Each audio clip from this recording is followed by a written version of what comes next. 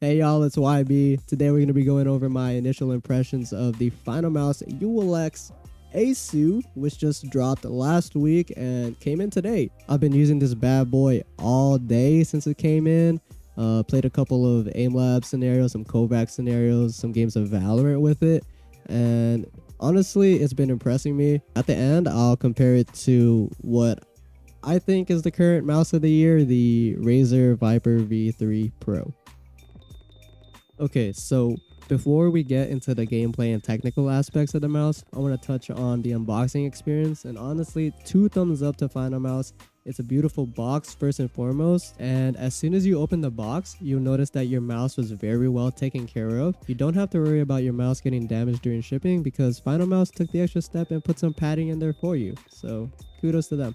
So first thing that I did when I opened up the mouse was open up XPanel. It's a pretty bare bones software, not too many fancy schmancy terms on it, which is really nice. For the DPI, went ahead and left it at 1600. For the polling rate, the dongle does support up to 4K polling. I do play on a 240Hz monitor and I can't really see the difference between 2K, 4K, let alone 1K. So I did try out 4K, but I noticed that it drained my battery a bit faster, so I dialed it back down to 2K and left it at that. With the ULX being only 38 grams, it's definitely the lightest mouse I own, but that lightweight can bring up some concerns for the build quality. But the build quality of the mouse I have is totally fine. My unit doesn't suffer from any side creaking. I could squeeze the mouse to death and it still holds up. And for the clicks in the scroll wheel, there have been no ghost scrolls or double clicks. Speaking of clicks, the ULX does use Huano transparent blue shell pink dots, which are regarded as one of the best mechanical switches, and I'm gonna have to agree. Here's a sound test.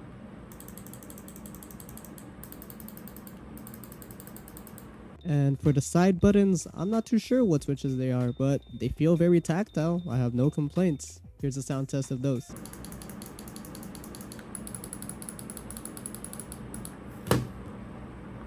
Now moving on to the skates, I also have no complaints about those. They feel much smoother than some of the other mice that I've had that are stock. I'm a fan of Tiger Ice V2 skates and I don't think I need to change the ones on the ULX. So for the coating, I can't say I'm the biggest fan, mainly because the Razer Viper V3 Pro has blown everything out of the water. But so far, my hands haven't been slipping, it keeps everything in place, so no complaints. I will say though, this is a first day review, so I can't tell how much the coating will hold up. Currently it feels fine and hasn't yellowed, but I've seen other people's ULX Teric units getting yellowed. It seems to be a non-issue for other people, so we'll just have to wait and see. As you might know by now, when it comes to gaming mice, shape is king. Since I have medium-sized hands, I went with the medium or lion size, and I think it's quite safe and flexible for me. I could palm, claw, or fingertip grip the ULX. It's a nice default shape, which allows me to have my preferred grip style on it, which is a relaxed claw grip. If you have smaller or larger hands, I recommend grabbing the cheetah or the tiger. Okay, enough talk about the specs. How does it feel in game? I really enjoyed my first experience with the ULX Pro. Playing a couple of different Kovacs and aim lab scenarios were really fun, and it felt like I was aiming with my eyes. I can't really compare the feeling of it to another mouse at the moment, but just know that I had a good time. I also played a couple games of Valorant and they went pretty well. Farmed a couple clips and I enjoyed playing with the ULX today. Lock in here! But how does it compare to the Viper V3 Pro? While I don't think it's gonna fully replace my Viper V3 as my main, I do think it'll steal the spotlight away from it.